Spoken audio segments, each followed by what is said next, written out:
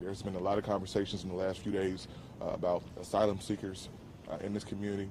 We do believe that this community has a right to have a voice in what happens here, but we also know that we can't pit black and brown people against each other. It's happened for generations, and we're standing here saying that we will not stand for it. We're standing here saying that this mayor and this city has to have a plan both for asylum seekers and for communities that have been here. And so we want to once again stand here in solidarity to begin conversations about how we coalesce and find solutions that are appropriate for all of our communities. We can't continue to fight over scarce resources. We need more resources. The answer is more resources. The truth of the matter is that when we fight over crumbs, we all remain hungry. All right, and so we have work to do. We're standing here together. We are friends. We are colleagues, but more importantly, we are public servants, and we represent the people of the city and the state, and we want to make that known. And so I will step aside and welcome my state senator Robert Peters to the mic. Thank you, Rep. Buckner. I'm State Senator Robert Peters of the 13th District, which we're standing in. When I think about the long history of Chicago and I think about segregation, it has been tied to the idea of divide and conquer. And when I think about this mayor and her my way or the highway approach, it is literally using divide and conquer. It is not something in which she authentically engages with stakeholders about a plan, but she tries to shove it down your throat. That is not something that we need in this moment. Not for migrants, not for working class black people in Woodlawn. What we need is to bring people to the table. Say, how can we come together to make sure we give resources to people who are in need, whether they're traveling by bus or whether they've been here for 30 to 40 to 50 years. Too long when it comes to Chicago, we've used viaducts, we've used bridges, we've used roads to split up communities. We've used politics that pit people against each other. That's got to end. The thing about Woodlawn is that its history is to migration. The reason why black folks are here is because they left a lot of pain in the South, migration. The reason migrants are here today is because they left a lot of pain in the Southern Hemisphere, migration. And in order to make it succeed, is we need to avoid the trappings and the pitfalls that we saw 30, 40, 50 years ago. We need to move beyond that.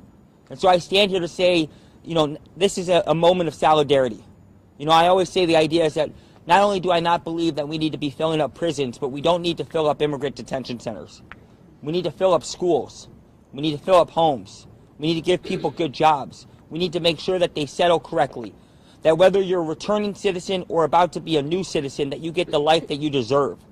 And so that's why, just as the state senator here, as someone who's organized, did immigrant rights work, organized around the criminal justice system, organized around making sure people pay their fair share, I stand here in solidarity because I believe that Chicago definitely can do better, will do better. And I honestly say with these folks here, this level of leadership here, this next generation of leadership here, that we present a vision for what Chicago can be and should be. So thank you. And I will turn over to the Alderwoman, Jeanette Taylor.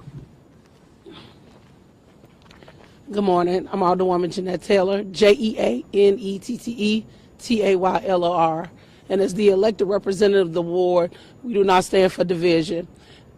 People also forget that Woodlawn was also a community where when they knocked down the Chicago Housing Authority back in the late 90s, this is one of the communities that people set up shop in. And so the thought that we cannot coexist together says something about this city. I was not a part of the plan. I was not a part of the conversation. And even when they started construction in Wadsworth School, it was a senior building across the street. Those seniors called me to say, hey, Alderwoman Taylor, there's some construction going on. And so the thought that we spent $1.5 million in a community that's already being gentrified, in a community where we got homeless folks who sleep on the Midway and on 57 and King Drive. And so this is not a us against them. In my lifetime fighting school closings, fighting the mental health clinics, it was black and brown solidarity. And so don't get this twisted. This is not a us against them. This is sanctuary for all. We can all be taken care of. We still got plenty of COVID money left.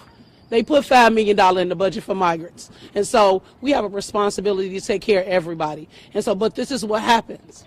They make us fight. I said it before and I'll say it again. Don't give me crumbs and tell me it's cake. I'll turn it over to Byron Cicho Lopez from the 25th Ward. Thank you, Alderwoman Taylor. Thank you, Representative Buckner, Senator Peters, and my colleague Alderman Vasquez for being here. First, let me share a little bit of why this is such an important issue and what it brings us all together. As an immigrant who came from Ecuador over 20 years ago, we have seen directly some of the same issues that we see today here in Chicago across the world. People flee violence, people flee disinvestment. When I had to migrate to the United States 20 years ago, I did it because of the same reasons that many people came here today. Ecuador, in a place of, at the time was 11 million people, over 1 million people migrated, had to leave the country not because of the people or the communities that we represent or the communities that make our countries and our communities so beautiful, but because bankers, billionaires, developers who tear apart entire countries for profit. Well, I was one of those 1 million people that had to come. I never thought I was going to have to leave my own neighborhood, my home. I came because of the same issues that I see migrants and refugees coming today. Because of violence, because of disinvestment, because of bad international policies. I think it's critical that we understand the issues that we have, and I think that we have representatives that are bringing us together. The issue of migration is an issue, is very familiar to many, many people. And I think that as communities, as a sanctuary city of Chicago, we got to understand what's happening right now so that we can come out with solutions. The sad part is that, unfortunately, this is a time where people take political advantage of a situation that is that needs action and that needs people to come together. I appreciate the black and brown solidarity and people coming together. It is critical today. I understand the Woodlawn residents who are upset because they have not been consulted. They have not been part of the plan. And that is unfortunately has happened time after time when communities get torn apart. The Pilsen, the Little Village community, another community, when I came in, seeking support, seeking a social fabric in a community like Pilsen, Little Village that gives the welcoming to many immigrants across the country. These are important port of entries. However, those same communities also have been disinvested, have been marginalized, and have been displaced in the thousands. We understand the Woodlawn community and the residents because they must, of course, be part of the decision-making process. We have agreed that we need to repurpose empty churches, empty schools, but it has to be done with the community, always. We understand that. That's what, from day one, I was here with my colleague, Alderwoman Taylor, who has been questioning because of the narrative that Mayor Lightfoot and other politicians are conveniently putting out there. Because again, Mayor Lightfoot has had a plan since September of this year.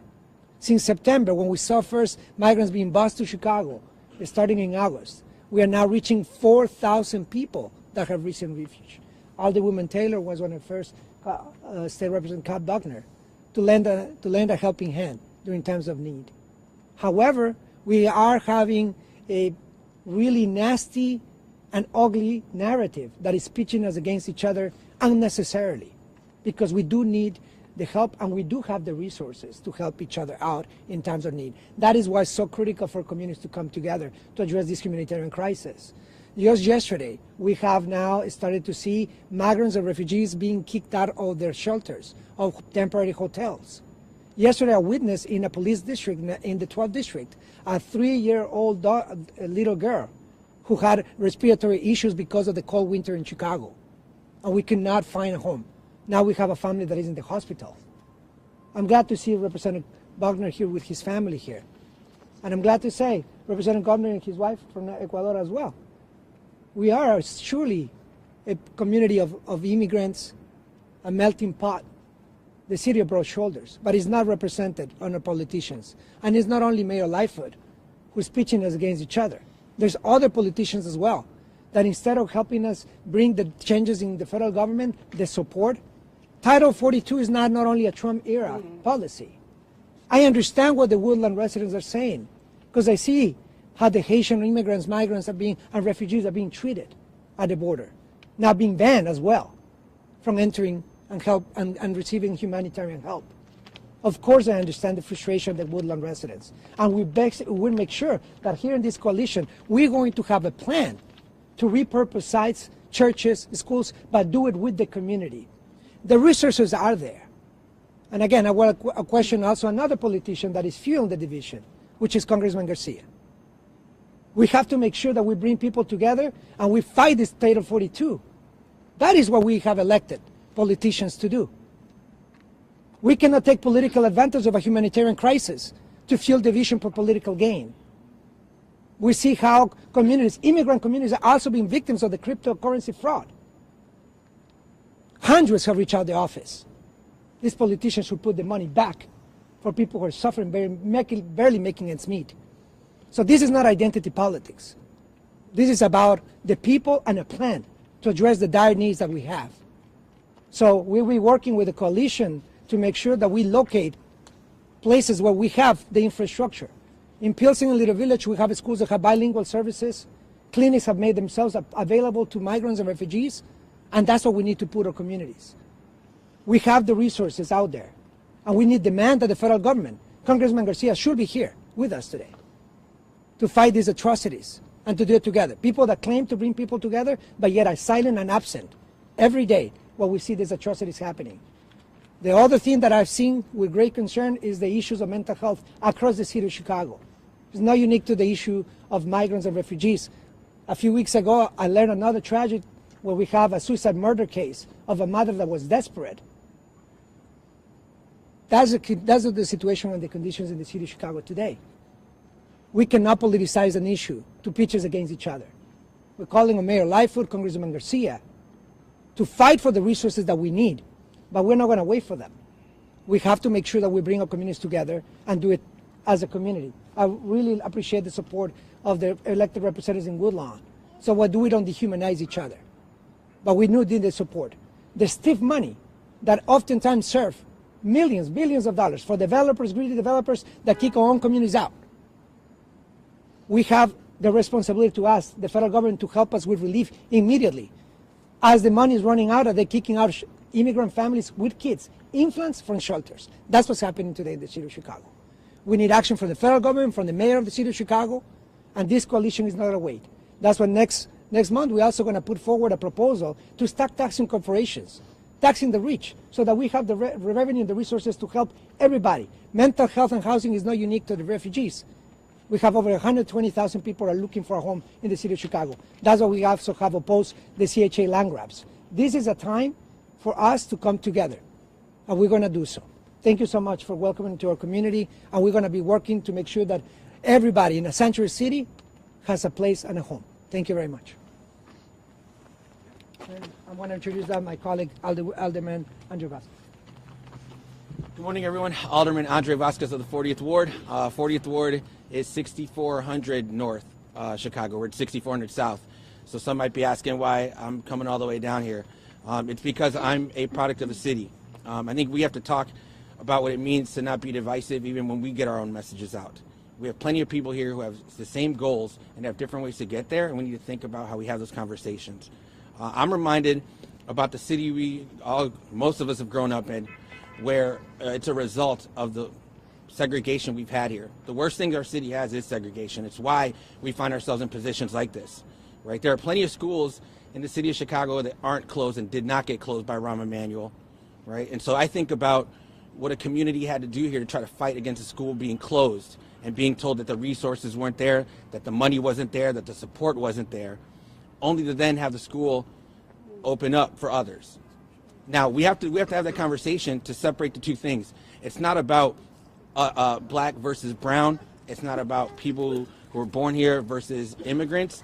It is about the fact that we live in a system where those who have not remain being told what to do. We have a system where I'm sure there were plenty other wards that were reached out to, where those alders probably just had a quick conversation, said, no, we don't want it in the ward, and it never led to a larger conversation. I understand we have to find a place. We need to repurpose our churches and schools. We also have to talk about what that process needs to look like. I would differ with my colleague, Alderman Sixto Lopez. I don't believe the mayor had a plan.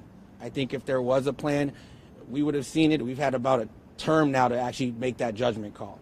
I think this is all very reactive about finding a place, not being able to find someone to support, so randomly picking the 20th Ward and picking Alderman Jeanette Taylor to be the one to have to shoulder the brunt without having a process or conversation. This is a conversation we can all have. What does it mean to support not only folks who need our help because they're coming to this country, but the folks who live here now that have needed the support for decades and generations? It is not an easy conversation, but it is a necessary one. And I think what becomes more of an insult and a slap in the face to people who live in this community is the fact that it was not a fair conversation from the beginning. Now, I wish that I in the 40th Ward had a school large enough, had any kind of building large enough to be able to house some of our siblings that are coming into this country, but I don't. But what we need to do is figure out how do we have these conversations, not just amongst one ward and one neighborhood, but across the city, because this is not going to stop. There are going to be more migrants coming into the city. I don't believe it was a good idea to close borders to anybody. It's not how we move. We're a city that welcomes people. We're a city that fights against the segregation and borders for what's better for us. And so I think we need to continue having these conversations. I would invite anybody in any neighborhood who has a concern about migrants moving in to contact us and have the conversations. If we want to talk about division and how division is bad for us, we can't be acting the same way. So I would invite anyone that disagrees with us to reach out, have the conversation. We want to hear the concerns. It is not different to understand what it's like to be black, brown, and broke and not being listened to. So if anybody needs to have the conversations, we have open arms. We know y'all have open arms for those that need help because we have all needed help. That's what it's like here in Chicago. But I believe with colleagues like the ones behind us, with our colleagues that are in Congress, our colleagues at the state level, all of the above, we want to see the right thing happen here. And so I'd ask the mayor, has she shown up here besides a virtual meeting? Yeah, have the mayor come talk to the neighbors, have the conversation as well. It's not an easy one, but that's what leadership is about. That's why I want to thank Representative Buckner for having us here. And we're going to continue to make sure that we have a conversation that is responsible, that takes into account the people that live here, that takes into account the people that are coming to live here, because we're all neighbors first. Thank you very much. I'll just close by saying a couple of quick points. One, what we're saying is that Chicago is not a monarchy. The mayor is not the queen, and we are not her subjects. Our communities have to be involved in what's happening with them. And as one of the older people stated earlier, we've seen this over and over again. Today, we've seen it in Woodlawn with Wadsworth, but we saw it with NASCAR, we saw it with the casino location, and we see it over and over again. Enough is enough.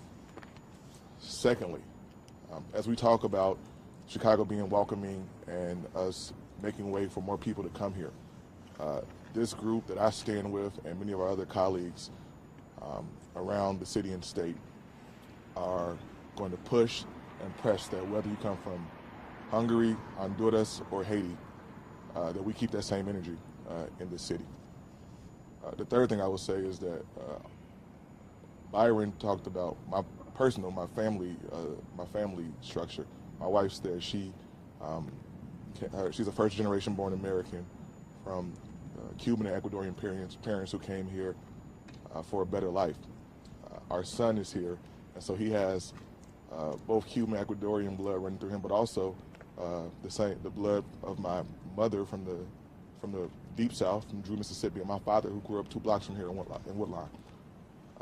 That's the unity that this coalition represents, and we'll continue to push.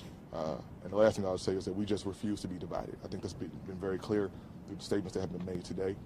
We've got a lot of work to do, and we're going to do it, and we're going to do it together. So I think folks will take questions now, if there are any. I have a question for Alderman Miller.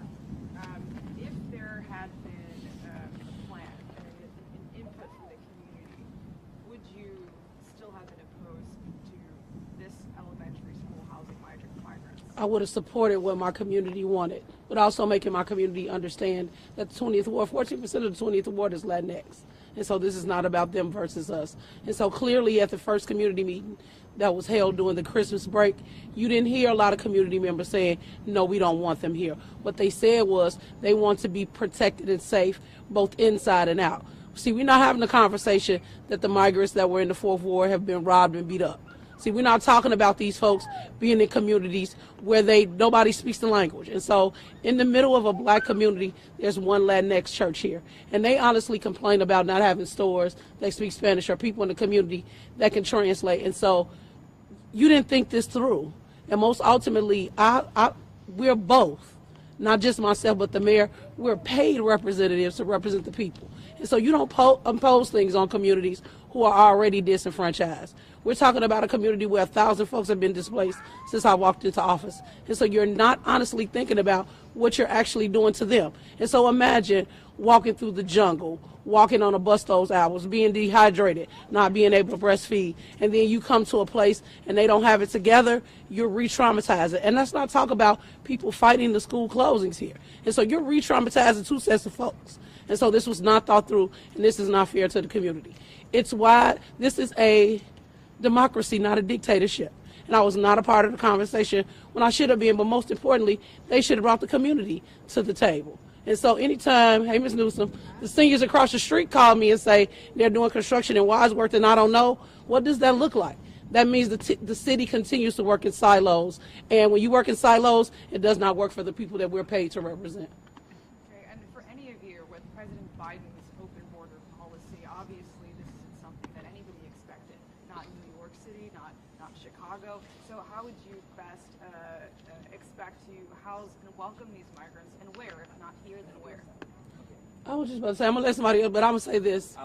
Everybody here are migrants.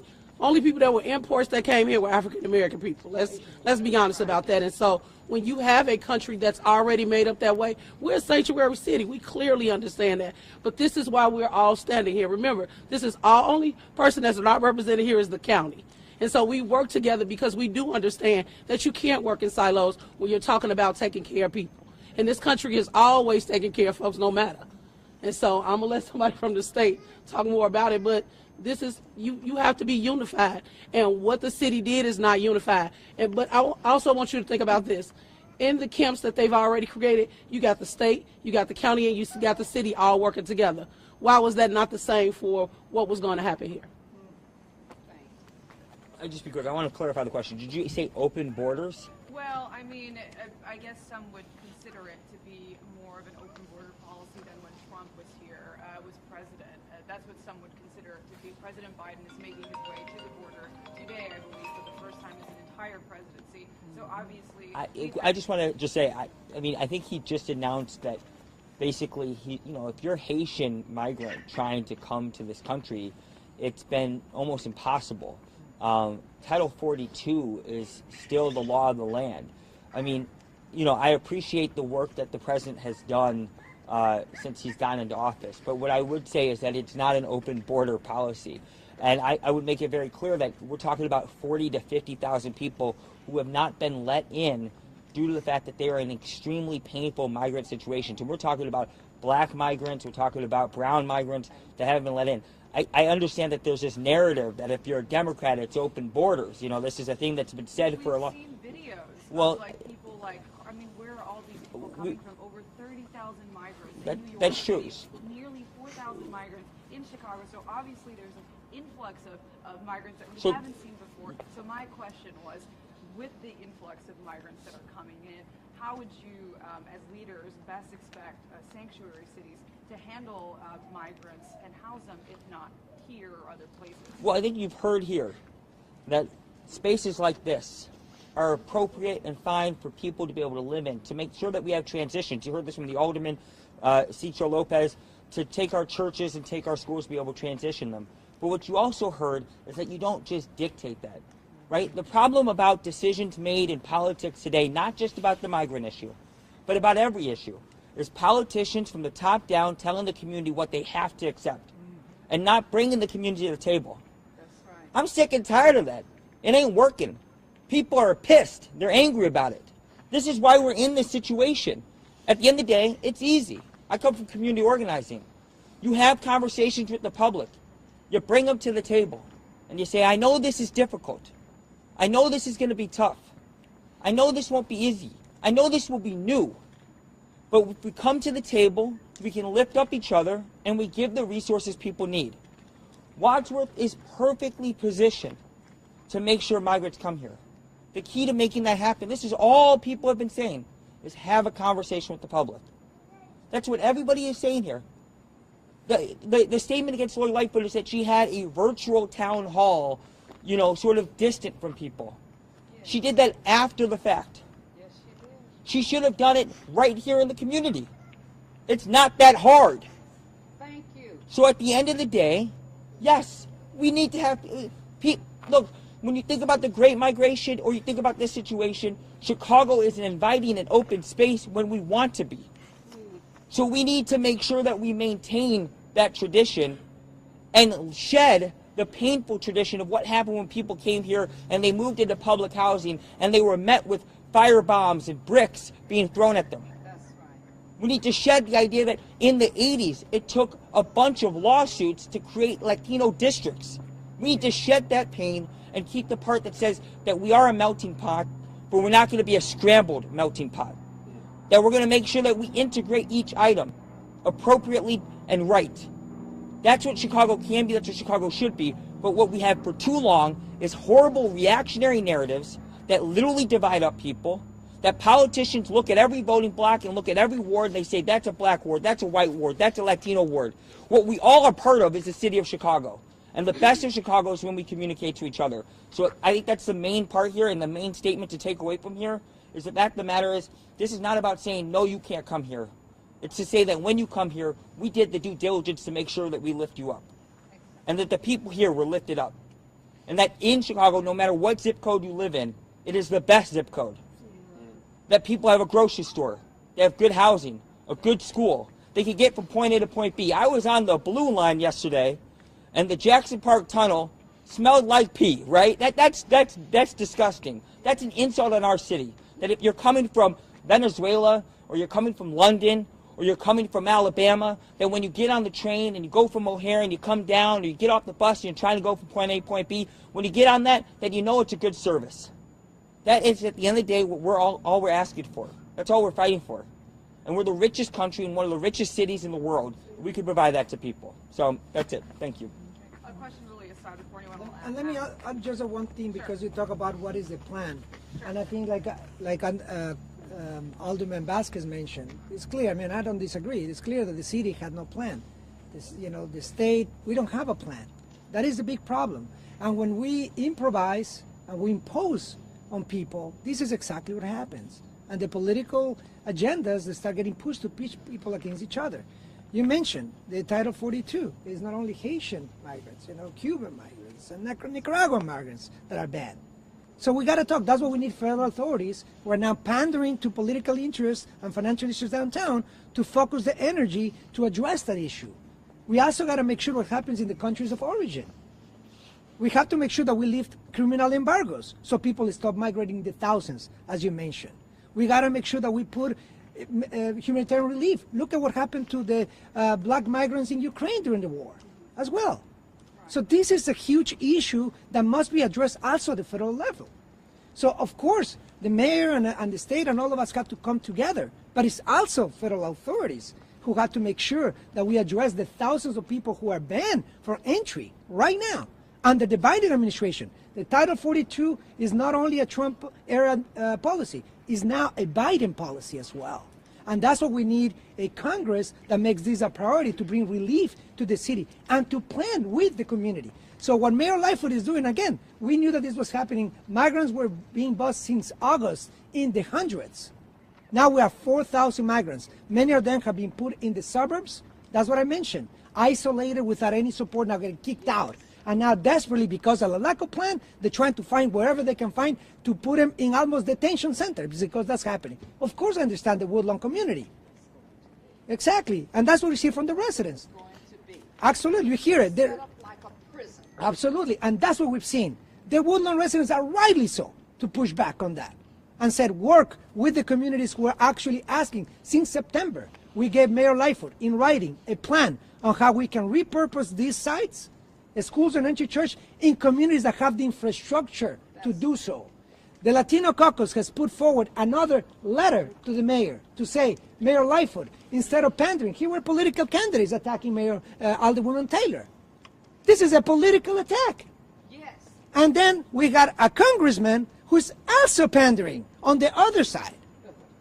So this is not identity politics. This is about a coalition that puts forward a plan to say, let's repurpose sites, the schools and churches with the community. Look, many of us, when we talk about expanding the Red Line train station, we were some of the first ones to say, rightly so, because we need public transportation for people on the south side.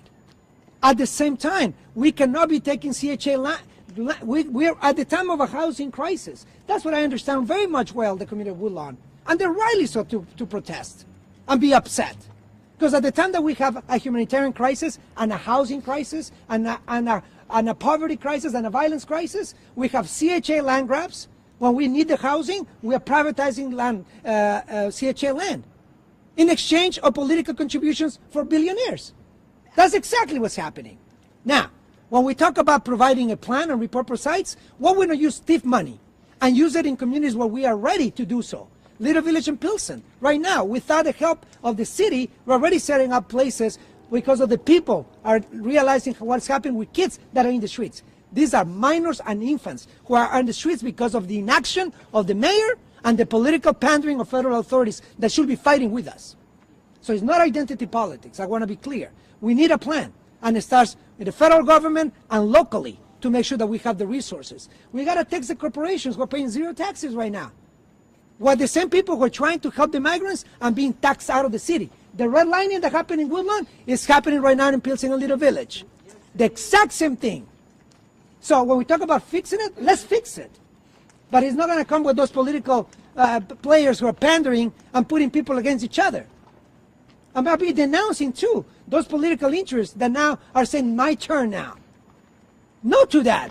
This is the time to bring communities together, not to pitch us against each other. That's right. This is the time for a coalition. We have a plan back in September. We have even locations that we set up to say these are locations where the community is okay with. But to impose it on the Woodlawn community or on any community is not only unacceptable, it's wrong, and it doesn't work. So right now, as some of the residents see, we have detention centers that we've been setting up. Instead of setting up welcoming centers that were ready in part of entries like Little Village and Pilsen. Instead of that, we're pricing people out. We're displacing not only residents, but even the small businesses. Right now, there's a greedy developer getting rid of 200 businesses in Little Village. Where's the congressman? Where's the mayor? This is happening in the city of Chicago. So I am 100% with the Woodlawn residents and the local authorities here. Let's work on a plan that was there back in September. And you're right, Alderman Vasquez is right. The city doesn't have a plan. We're going to put forward a plan, and hopefully the mayor and the people and the federal government and the congressman who's running for mayor should be here with us, executing a plan and bringing funding for it. Thank you. I understand the frustration with, thank you very much for that, with Mayor Lightfoot. I know it's a little bit off topic, but she did, talk to or send a letter to the Colorado governor asking to stop the migrants from coming. Is that a political move? What do you think of that? Can you just kind of give me some response to that? Absolutely. We've seen Republicans and Democrats pandering on the immigrant community for generations. What have they done for our communities? They pitch us against each other, yet again. So when we talk about Republicans, we got to see what the Democratic Party is doing. So, and this is why we need to make sure that from the Biden administration down, we put forward a plan. Yes, the Republicans are politicizing this. Of course they are. They have been. That's a corporate party. That's an LLC. It's not even that does not represent the people. Represent corporations. Now the question is, what are we doing here in a Democratic-run city? What are we doing here to welcome the people who are already here? The 4,000 people that are here in the state of Illinois and the 1,500 people who are in the city of Chicago. What are we going to help them? As well as what we're going to do with the people who are looking right now. There's a whole new ward set up of homeless residents who are looking for a home. So it's not only the refugees who are looking for a home. They're also over, again, the need is 120,000 units. The city last year created only 2,500. Yet the billions of dollars, where are they? Where's the billions of dollars in TIF funding? So what we ask in the city is to put forward and actually listen to the plans that are already at the table, to repurpose sites, to make sure that we have a humanitarian help, not only to refugees. The homeless are the many people in the city of Chicago who are asking for solutions in a mayor who put the blind side, broke promises, and continue to neglect every community, not only the community, the immigrant community, refugee community, all the communities in the city of Chicago outside of downtown are being neglected. I think that's all we have time for, but I'll just close by saying I want to thank the folks standing behind me who are not just my colleagues, not just folks who are doing this work, but more importantly, my siblings in struggle. We're in this together, and we will not take division. We will not stand for disrespect, and we will not stand for disinvestment. So for all of us that you see here, there are 10 more of us in this space that feel the same way and believe that we are going to continue to coalesce and push back